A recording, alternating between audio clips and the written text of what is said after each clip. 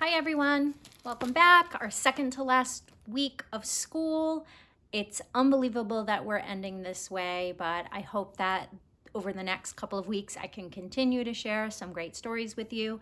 And our lesson this week is going to be focused on one author, one of my favorite. Her name is Jacqueline Woodson. So for our lesson this week, I'm going to be sharing 2 books by her, and we are going to focus on kindness and friendship. So the first one is called Each Kindness by Jacqueline Woodson.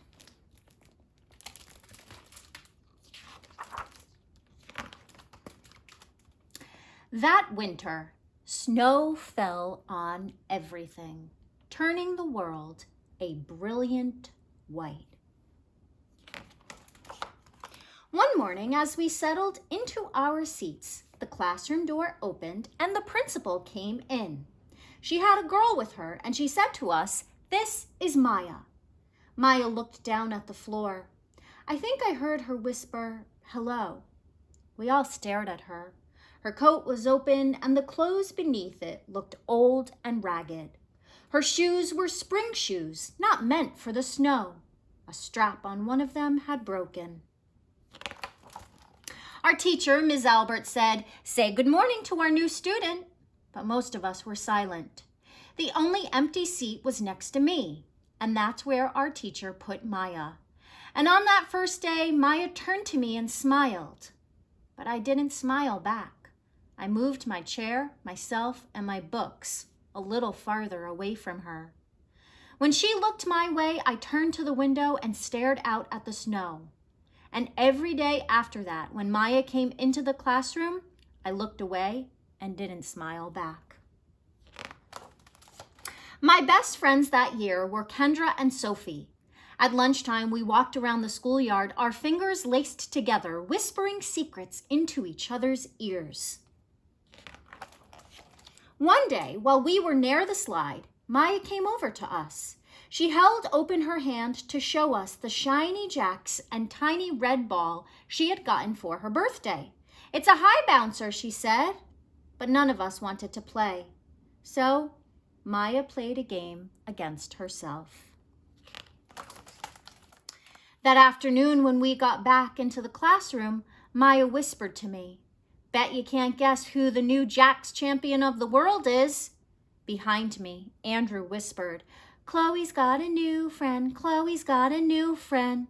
"She's not my friend," I whispered back. The weeks passed, and every day we whispered about Maya, laughing at her clothes, her shoes, the strange food she brought for lunch. Some days Maya held out her hand to show us what she had brought to school: a deck of cards, pickup sticks, a small tattered doll. Whenever she asked us to play, we said no. The days grew warmer and warmer. The pond thawed. Grass began growing where snow had once been. One day, Maya came to school wearing a pretty dress and fancy shoes. But the shoes and dress looked like they had belonged to another girl before Maya. "I have a new name for her," Kendra whispered. "Never knew. Everything she has come from a secondhand store." We all laughed. Maya stood by the fence. She was holding a jump rope, but didn't come over to ask us if we wanted to play. After a while, she folded it double, rolled the ends around each hand, and started jumping. She jumped around the whole schoolyard without stopping. She didn't look up once, just jumped and jumped and jumped. The next day, Maya's seat was empty. In class that morning, we were talking about kindness. Miss Albert had brought a big bowl into class and filled it with water. We all gathered around her desk and watched her drop a small stone into it. Tiny waves rippled out away from the stone. "This is what kindness does," Miss Albert said. "Each little thing we do goes out like a ripple into the world." Then Miss Albert let us each drop the stone in as we told her what kind things we had done. Joseph had held the door for his grandmother. Kendra helped change her baby brother's diaper. Even mean old Andrew had done something. I carried teacher's books up the stairs, he said, and Miss Albert said it was true. I stood there, holding Miss Albert's rock in my hand, silent. Even small things count, Miss Albert said gently. But I couldn't think of anything and passed the stone on. Maya didn't come to school the next day or the day after that. Each morning I walked to school slowly, hoping this would be the day Maya returned and she would look at me and smile, and I promised myself this would be the day I smiled back. Each kindness, Miss Albert had said, makes the whole world a little bit better. But Maya's seat remained empty.